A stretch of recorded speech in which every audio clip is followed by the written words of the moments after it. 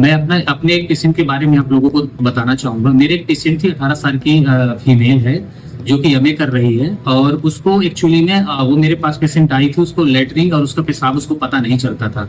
हम लोगों ने उसको इवेल्युएट किया, इवेल्युएशन के बाद उसका एमआरआई कराया। एमआरआई में उसका स्पाइनल कार्ड के अंदर ट्यूमर था, जिसको हम लोग कोनस मेडुलरिस ट्यूमर बोलते हैं। ऐसे पेशेंट्स में सर्जरी के दौरान भी पैर जाने के चांसेस रहते हैं, लेकिन वो 1 से 2% चांसेस होता है।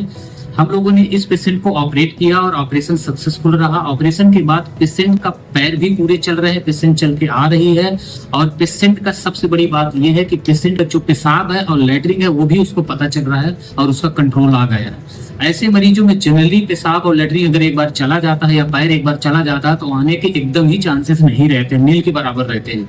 लेकिन हम लोगों ने इसको ऑपरेट किया और ऑपरेशन के बाद अभी पेशेंट 1.5 मंथ ऑपरेशन के हो चुके हैं। पेशेंट एकदम चल रही है, एकदम उसको पेशाब भी कंट्रोल हो रहा है। बाकी पेशेंट आपको खुद बताएगी कि हाँ मेरे साथ क्या हो रहा है। Thank you. मेरे स्पाइन में ट्यूमर था, तो जिसको हम एक दो जगह दिखाते हैं और वहां से भी कोई भी फायदा नहीं होता है। और स्पाइन ट्यूमर की वजह से हमारी यूरिन पास होने में बहुत प्रॉब्लम हो रही थी। फिर हम यूनाइटेड हॉस्पिटल आते हैं और हम डॉक्टर राजेंद्र सर को दिखाते हैं, तो वो बताते हैं कि क्या है, कैसी कैसी प्रॉब्लम्स है, और सर्जरी के बाद भी कुछ प्रॉब्लम्स हो सकती है, जैसे कि चलने में दिक्कत हो सकती है। फिर हमारी सर्जरी करते हैं और जो कि सक्सेसफुल होती है। और अभी फिलहाल हम बिल्कुल ठीक हैं, यूरिन भी प्रॉपर पास होने लगी है और चलने फिरने भी कोई दिक्कत नहीं है।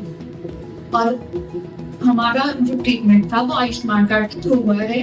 और यहाँ यूनाइटेड हॉस्पिटल में सारी फैसिलिटीज अच्छी, नर्सिंग फैसिलिटी भी अच्छी है, खाना भी टाइम टाइम पे मिलता है। Thank you.